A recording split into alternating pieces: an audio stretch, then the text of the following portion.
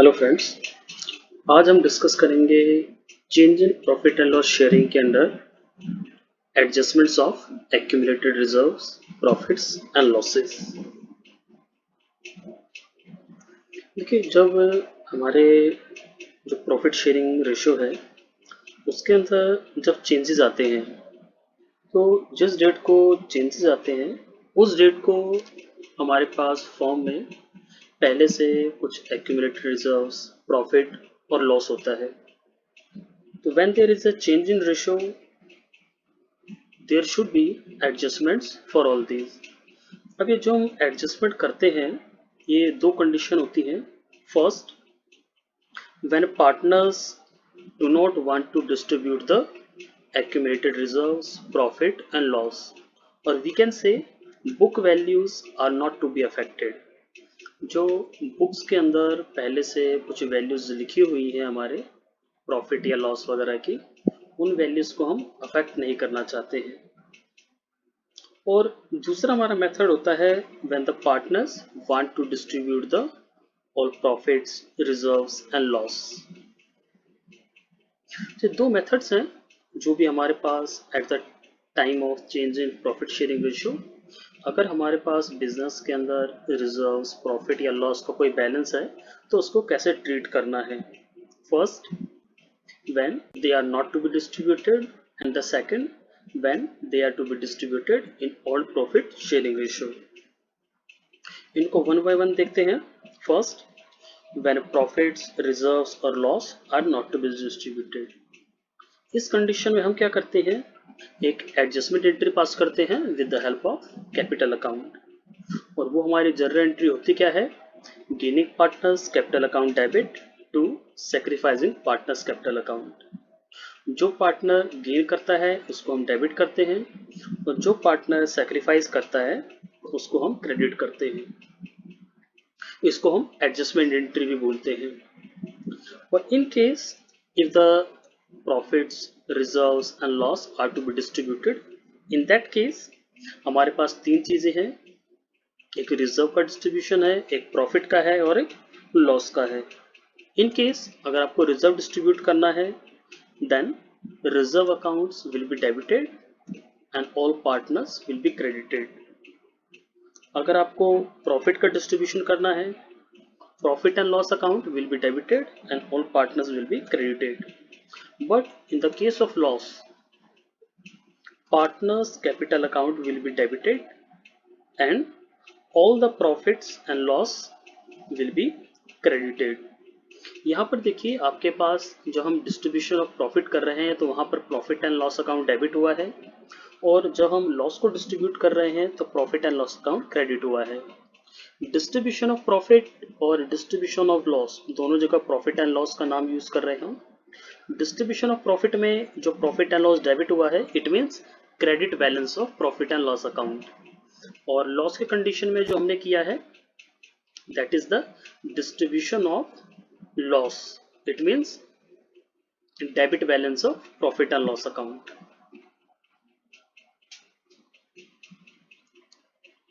इस चीज को अब हम एक बार एक क्वेश्चन की हेल्प से देखते हैं।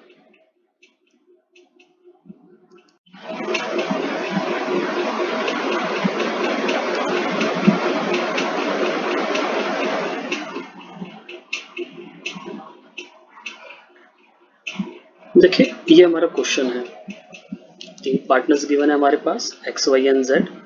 दे are sharing profit and loss in 532। they decided to share future profits and loss in 235, and on the date of change in the profit sharing ratio we have general reserve, profit and loss account credit balance and advertisement suspense। जो हमारे पास general reserve है, profit and loss है और advertisement suspense, इन तीनों के balances given है 6000, 24,000 and 12,000। Pass general entries in the following cases. हमारे पास दो कंडीशन है जिसके अंदर हमें जनरल एंट्रीज पास करनी है। First, partners decided to record the above items without affecting their book value by passing a single adjustment entry, and second, partners decided to distribute the above items। देखिए question के अंदर दो चीज़ें हैं आपके पास। First, जिसके अंदर आपको इनकी पुरानी वैल्यूज़ को अफेक्ट नहीं करना है, उसके लिए आपको एक एडजस्टमेंट एंट्री पास करना है कि जिससे आपका ये जो change in profit sharing ratio है उसका इफेक्ट पार्टनर्स कैपिटल अकाउंट में या आपका जो बुक्स है उसके अंदर शो हो।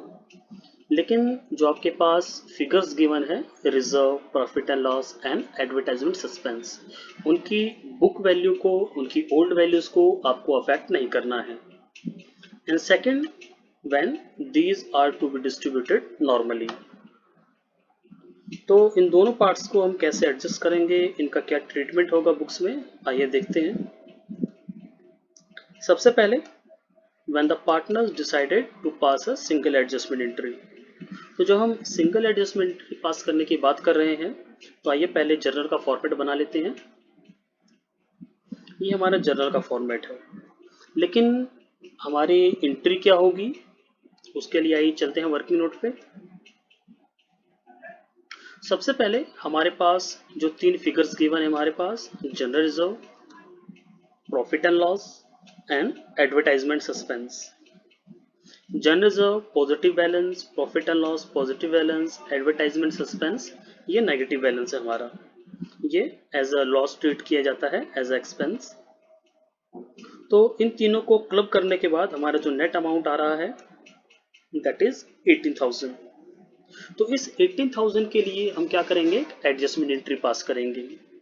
और एडजस्टमेंट एंट्री पास करने के लिए हम क्या करेंगे, सबसे पहले निकालेंगे चेंज इन प्रॉफिट शेयर। तो चेंज इन प्रॉफिट शेयर निकालने के लिए हम पहले अपने रेशियोज चेक करते हैं। ओल्ड रेशियो गिवन है क्वेश्चन के अंदर 532, न्यू रेशियो गिवन है 235, और हमारा जो चेंज इन प्रॉफिट शेयर का फॉर्मूला होता है old share minus new share. अब अगर हम एक्स वाई जेड तीनों का शेयर निकालते हैं तो एक्स का शेयर कितना आएगा, 5/10 माइनस 2/10, दैट विल बी 3/10।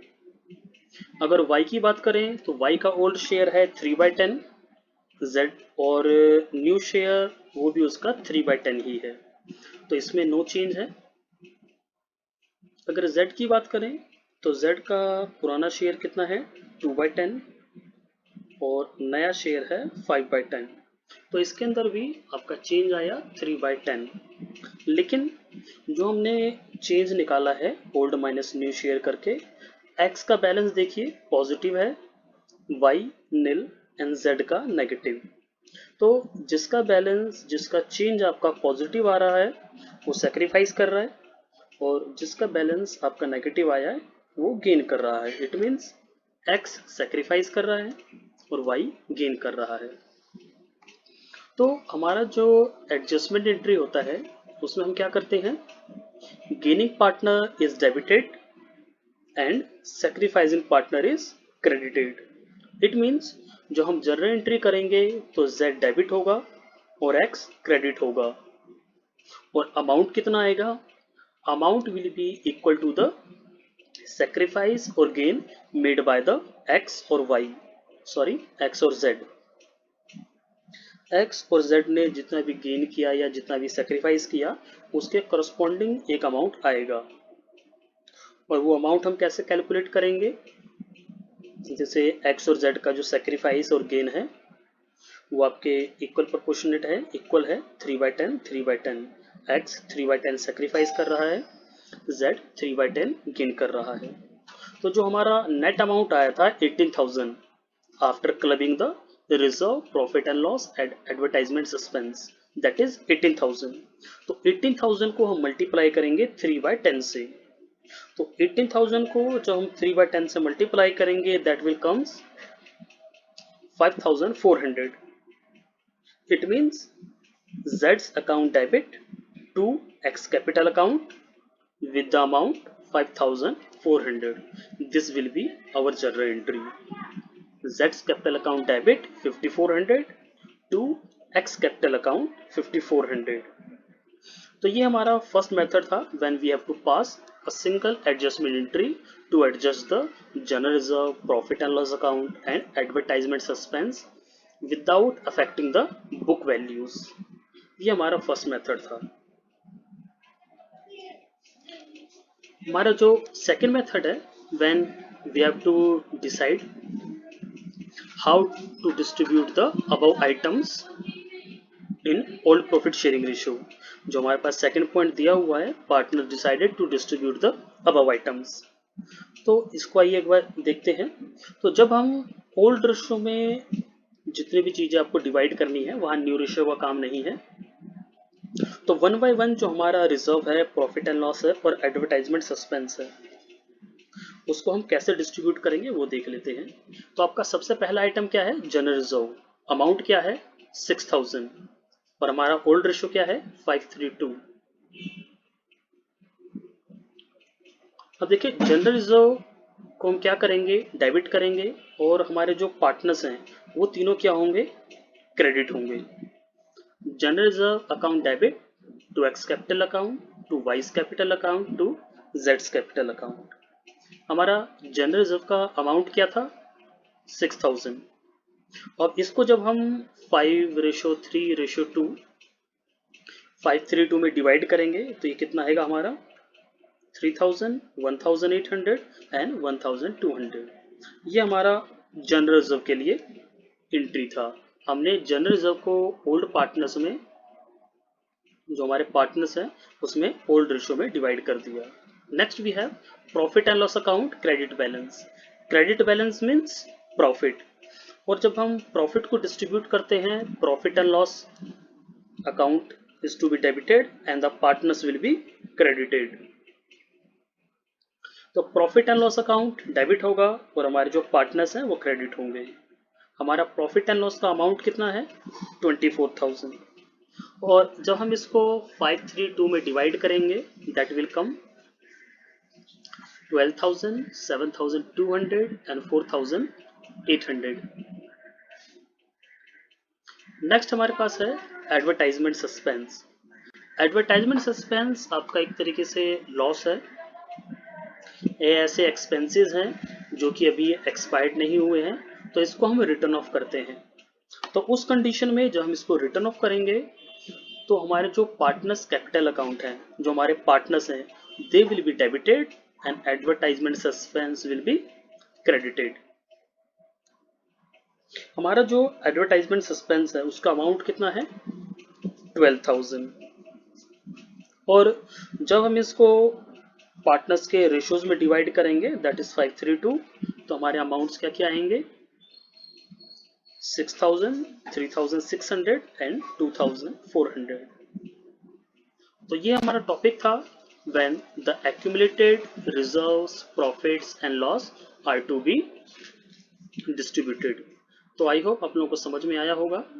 अगर आपके कोई डाउट्स हैं, कोई क्लैरिफिकेशन चाहते हैं आप, तो आप नीचे कमेंट बॉक्स में कमेंट कर सकते हैं। Your suggestions are invited. Thank you for watching.